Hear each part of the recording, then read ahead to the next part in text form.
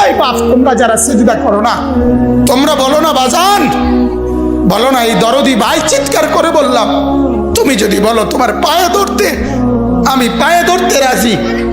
তুমি যদি বলো তোমারে জড়িয়ে ধরে কাঁদতে, আমি কাঁদতে রাজি।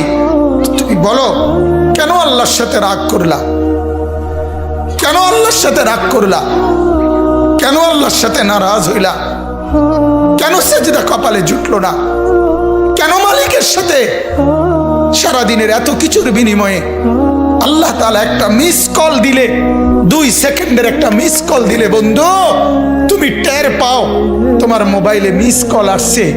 এত বড় মসজিদে 6টা মাইকের হরন দিয়া আল্লাহু আকবার বলে তোমারে ডাক দেয়, তোমার একটাবারও কানে লাগে না, বিবেকে লাগে না।